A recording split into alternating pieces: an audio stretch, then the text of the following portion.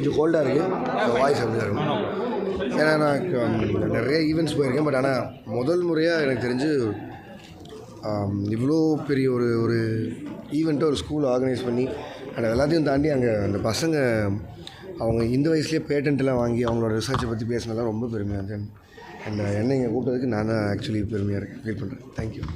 AI technology in cinema எந்த அளவுக்கு தாக்கத்தை ஏற்படுத்தும் அப்படிங்கிற பேசப்பட்டிருக்கு. மியூசிக் டைரக்டர்ஸ்லாம் சிலர் என்ன சொல்கிறாங்கன்னா, ஏஐ வந்து டாமினேட் பண்ணுறது தாண்டி ஏஐ தெரிஞ்சவங்களுக்கு தான் ஃபியூச்சர் இருக்கும் அப்படிங்கிற மாதிரி போயிட்டு இருக்குன்னு சொல்கிறாங்க. ஈவன் இப்போ சமீபத்தில் ரொம்ப பேசப்பட்ட ஒரு படம், ஹிந்தி படம் ஒன்று, பேர் சொல்ல விரும்ப, அதோட கிளைமேக்ஸ் எழுதுறதுக்கு நிறையா சினாரியோஸ் வந்து ChatGPT கிட்டலாம் கேட்டோங்கிற மாதிரி சொல்லியிருந்தாங்க. So in future direction, screen play இந்த மாதிரி விஷயங்களுக்கும் ஏஐ டாமினன்ஸ் இருக்குமா? டாமினன்ஸ் இருக்காது, ஹெல்ப் இருக்கும். ஏஐயோட ஹெல்ப் இருக்கும், ஏஐயோட சப்போர்ட் இருக்கும். அது ஒரு டெக்னாலஜி இல்லை. ஸோ அதனால் அதோட ஹெல்ப் யூஸ் பண்ணிக்கிறது தான் புட்சாலித்தனம்னு நான் நினைக்கிறேன்.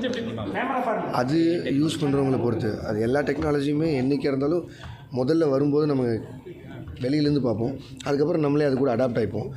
அது நம்ம எவ்வளோ யூஸ் பண்ணிக்கிறோம், என்ன பண்ணிக்க போகிறோங்கிறது நம்ம கையில் தான் இருக்குல்ல. ஆனால் டெக்னாலஜியை தாண்டி கருத்தியல் ரீதியான பிரச்சனைகள் வந்து இப்போ ஒருத்தருக்கும் பிரச்சனைகள் நான் அந்த மாதிரி இது கான்ட்ரவர்சியில் கேட்கல. ப்ரொடக்ஷன் ரீதியாக வந்து இப்போ ஈவன் வெற்றிமாறன் கூட இன்றைக்கி சொல்லியிருக்காரு, கருத்தியல் ரீதியாக ஏதாச்சும் ஒரு விஷயம் வந்து சொல்ல வரும்போது கேசஸ் போடுறது அந்த மாதிரி வந்துருக்கு. அந்த மாதிரி இருக்கும்போது ஒரு ப்ரொடக்ஷன் கம்பெனி நீங்களும் ஸ்டார்ட் பண்ணி போயிட்டுருக்கீங்க, இது எந்த அளவுக்கு ஒரு பிரச்சனை மாதிரி வரும்னு நினைக்கிறீங்க இன் ஃபியூச்சர்? டெக்னாலஜி ஏன்னு நம்ம போயிட்டுருக்கிற இல்லை, அது எல்லாமே நம்ம வெயிட் பண்ணி தான் பார்க்கணும்னு நினைக்கிறேன். இது ரொம்ப அந்த ஒரு இனிஷியல் ஸ்டேஜில் இருக்கும்னு நினைக்கிறேன். ஸோ நம்ம கொஞ்சம் வெயிட் பண்ணால் இது திரும்பி நடக்கும்னு நினைக்கிறேன். வெற்றிமாறன் சார் சொன்னது அவரோட கருத்து. நான் அந்த இடத்துக்கு கூட இன்னும் போகல. நான் இப்போ தான் ப்ரொடக்ஷன் கம்பெனி ஆரம்பிச்சிருக்கேன். அவர் நிறைய படங்கள் பண்ணியிருக்காரு. நான் இப்போ தான் வரப்போகுது. நன்றி. Thank you sir. உங்களுடைய படங்களில் எந்த அளவுக்கு கூலி பார்த்தீங்கன்னா அது ரஜினி சாரோட வாய்ஸ் ஏஐ தான். ஸோ அதனால் அந்த மாதிரி யூஸ் பண்ணிப்போம் அப்போ. ஆனால் நெக்ஸ்ட் நீங்கள் நாளைக்கு வந்து இந்த ஏஐ யூஸ் பண்ணுறதுனா எனக்கு பெரிய ஒரு இது இல்லை அப்படின்ற மாதிரி சொல்லியிருந்தீங்க. ஆனால் நிறைய பேர் இப்போ வந்து ஏஐ யூஸ் பண்ணிட்டு இருக்கிறாங்க இல்லையா? இல்லை, நான் அனிருத் யூஸ் பண்ணிக்கிறேன், அதனால ஏஐ யூஸ் பண்ண தேவையில்லை.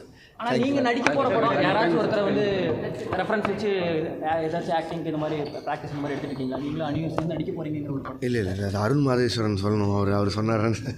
தேங்க்யூ.